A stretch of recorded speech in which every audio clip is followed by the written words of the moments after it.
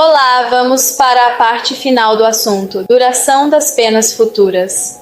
Pergunta 1008. A duração das penas depende sempre da vontade do espírito, não existindo as que lhe são impostas por um tempo determinado? Sim, há penas que lhe podem ser impostas por determinado tempo, mas Deus, que não deseja senão o bem de suas criaturas, aceita sempre o arrependimento, e o desejo de se melhorar nunca é estéril. São Luís. Pergunta 1009. Segundo isso, as penas impostas jamais seriam eternas?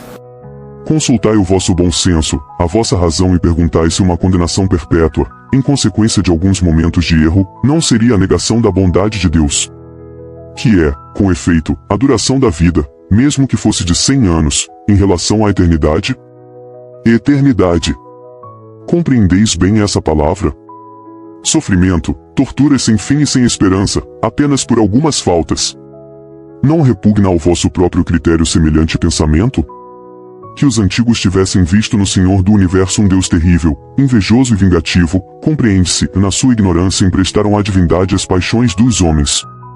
Mas não é esse o Deus dos cristãos, que coloca o amor, a caridade, a misericórdia, o esquecimento das ofensas no plano das primeiras virtudes. Poderia ele mesmo não ter as qualidades que exige como um dever? Não há contradição em se lhe atribuir a bondade infinita e a vingança infinita. Dizeis que antes de tudo ele é justo e que o homem não compreende a sua justiça.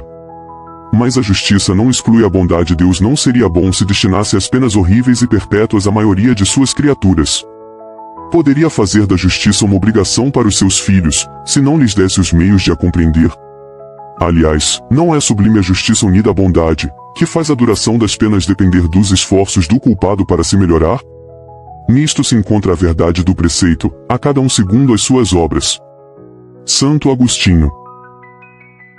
Empenhai-vos por todos os meios ao vosso alcance no combate para aniquilar a ideia da eternidade das penas, pensamento blasfemo da justiça e da bondade de Deus, a mais fecunda fonte da incredulidade, do materialismo e da indiferença que invadiram as massas, desde que a sua inteligência começou a se desenvolver. O espírito prestes a se esclarecer ou ainda em vias de o fazer, bem logo compreendeu a monstruosa injustiça. Sua razão a repele e então raramente deixa de confundir numa mesma condenação a pena que o revolta e o Deus a que é atribuída.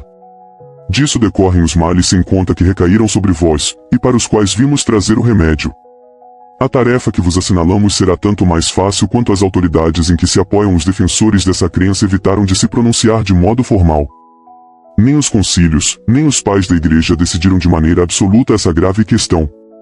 Se, de acordo com os próprios evangelistas, tomando-se ao pé da letra as suas palavras alegóricas, o Cristo ameaçou os culpados com um fogo que não se extingue, com um fogo eterno, entretanto nada existe nessas palavras que prove tê-los condenado eternamente. Pobres ovelhas desgarradas, sabei ver que o bom pastor se aproxima de vós e que longe de querer banir-vos para sempre da sua presença vem ao vosso encontro, para vos reconduzir ao redil. Filhos pródigos, deixai o vosso exílio voluntário. Voltai para a morada paterna, o Pai vos abre os braços e está sempre pronto para festejar o vosso retorno à família. Lamenais. Guerras de palavras. Guerras de palavras. Não tendes feito verter bastante sangue? Será ainda necessário reacender as fogueiras?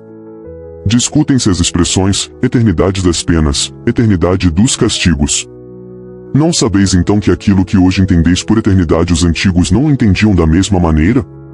Que o teólogo consulte as fontes e como todos vós descobrirá que o texto hebraico não dava à palavra o mesmo sentido que os gregos, os latinos e os modernos traduziram por penas sem fim, irremissíveis. A eternidade dos castigos corresponde à eternidade do mal. Sim, enquanto existir o mal entre os homens subsistirão os castigos, é em sentido relativo que se devem interpretar os textos sagrados. A eternidade das penas é portanto relativa e não absoluta. Dia virá em que todos os homens se revestirão, pelo arrependimento, da roupagem da inocência, e nesse dia não haverá mais gemidos nem ranger de dentes. Vossa razão humana é limitada, isto é verdade, mas, tal qual é, representa um presente de Deus e com a ajuda da razão não haverá um só homem de boa fé que compreenda de outra maneira a eternidade dos castigos. A eternidade dos castigos. Como? Teríamos então de admitir que o mal fosse eterno. Mas só Deus é eterno e não poderia ter criado o mal eterno, pois se assim não fosse teríamos de destituí-lo do mais belo dos seus atributos, o soberano poder, porque deixa de ser soberanamente poderoso o que pode criar um elemento destruidor de suas próprias obras. Humanidade, humanidade. Não mergulhes mais o teu sombrio olhar nas profundezas da terra, buscando os castigos. Chora, espera, espia e refugia-te no pensamento de um Deus infinitamente bom, absolutamente poderoso e essencialmente justo. Platão. Gravitar para a unidade divina, esse é o objetivo da humanidade. Para atingi-lo, 3 coisas lhe são necessárias: a justiça, o amor e a ciência. 3 coisas lhe são opostas e contrárias: a ignorância, o ódio e a injustiça ***. Pois bem, em verdade vos digo que mentis a esses princípios fundamentais ao comprometer a ideia de Deus com o exagero de sua severidade, e duplamente a comprometeis, deixando penetrar no espírito da criatura o pensamento de que ela possui mais clemência, mansuetude, amor e verdadeira justiça do que costumais atribuir ao ser infinito. Destruís mesmo a ideia de inferno, tornando-a ridícula e inadmissível às vossas crenças, como é para os vossos corações o horrendo espetáculo das execuções, das fogueiras e das torturas da Idade Média. Mas como? É quando a era das represálias cegas já foi superada pelas legislações humanas, que esperais mantê-la numa forma ideal? Oh! Crede-me irmãos em Deus e em Jesus Cristo, crede-me ou resignai-vos a deixar perecer nas vossas mãos todos os vossos dogmas, para não permitir a sua alteração, ou então vivificai-os, abrindo-os aos benéficos eflúvios que os bons espíritos derramam neste momento sobre eles. A ideia do inferno com suas fornalhas ardentes, com suas caldeiras ferventes pode ser tolerada ou admissível num século mitológico, mas no século XIX não passa de vão fantasma que serve apenas para amedrontar as criancinhas e no qual estas mesmas já não acreditam, quando se tornam um pouco maiores. Persistindo nessa mitologia apavorante, engendrais a incredulidade, origem de toda a desorganização social, eis porque tremo ao ver toda uma ordem social abalada e a ruir sobre as próprias bases, por falta de sanção penal. Homens de fé ardente viva, vanguardeiros do dia da luz, ao trabalho, pois. Não para manter velhas fábulas atualmente desacreditadas, mas para reavivar e revitalizar a verdadeira sanção penal sob formas que correspondam aos vossos costumes, aos vossos sentimentos e às luzes da vossa época. Quem é, com efeito, o culpado? É aquele que por um extravio, por um falso impulso da alma se afasta do objetivo da criação, que consiste no culto harmonioso do belo e do bem idealizados pelo arquétipo humano, pelo homem-deus, por Jesus Cristo. Qual é o castigo?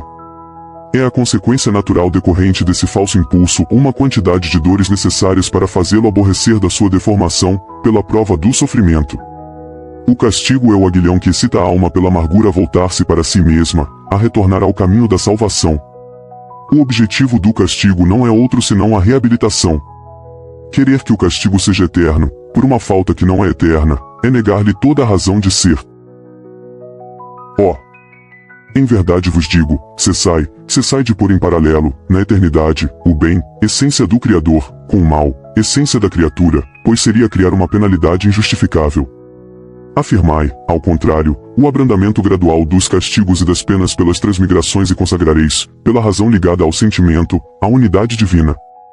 Paulo, o apóstolo.